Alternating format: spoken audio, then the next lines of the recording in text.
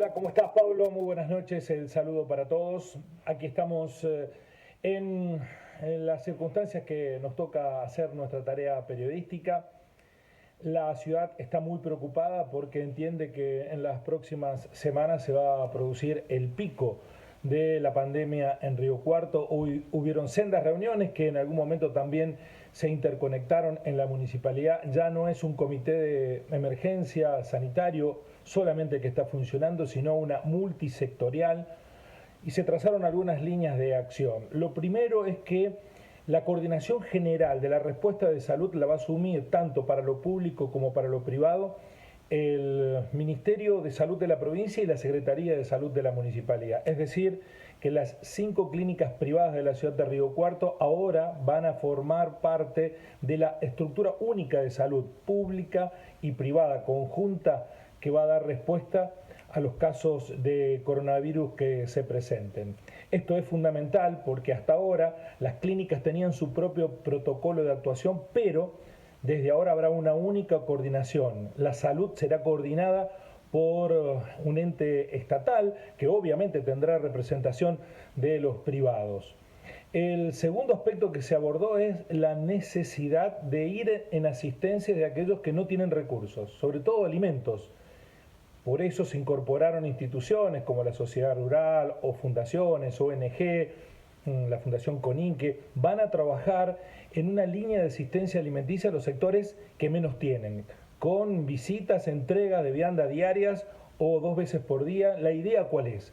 Que aquellos que no tienen recursos no salgan a buscarlos, sobre todo para la cuestión alimentaria, y tenerlos retenidos en la casa, porque se entiende que si el coronavirus llega a los sectores más difíciles de controlar y aislar, va a ser imposible ponerle freno a la pandemia. El tercer aspecto es reforzar con elementos, recursos, ropa, insumos a los efectores de salud, médicos, enfermeras que trabajan en las clínicas y sanatorios. No se puede dar el lujo de perder a uno solo por contagiarse de la enfermedad. Las clínicas privadas no tienen esos recursos disponibles. Además, se han quedado sin facturación porque la gente dejó de asistir.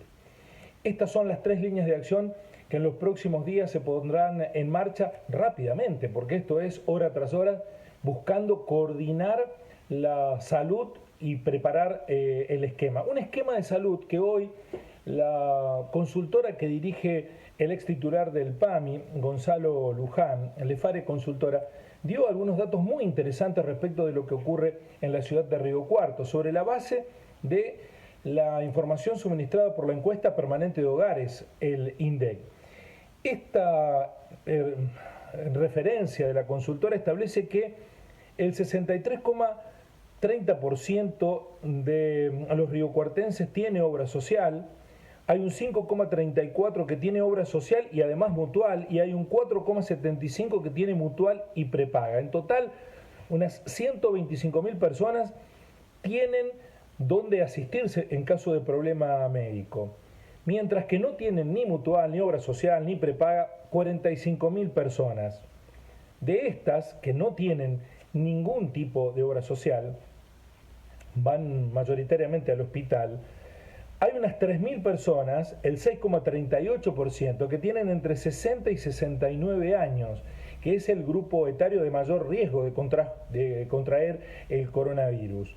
Bueno, ese grupo etario es el que debiera ir al hospital porque no tiene atención, pero la gran mayoría de los potenciales infectados con el COVID-19 sí tienen algún tipo de cobertura. Se da la inversa de lo que ocurre en otros lugares del país. Es gente que va a ir a atenderse al sistema privado de salud, por lo cual es necesario reforzarlo con recursos, tanto humanos como de orden de insumos, para que puedan trabajar en la rápida asistencia. 1 de cada 3 de quienes no tienen cobertura son solteros, y el 67% de que no tienen ninguna cobertura no terminó el secundario, para ver cómo está distribuido el grupo de aquellos que carecen de algún tipo de asistencia y que van a terminar en el hospital.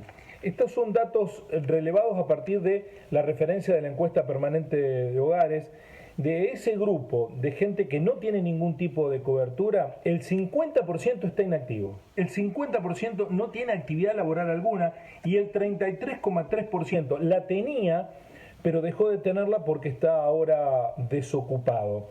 Aproximadamente 6 de cada 10 sin cobertura son empleados en relación de dependencia en la economía informal, con lo cual tienen un trabajo, pero no tienen la cobertura respectiva.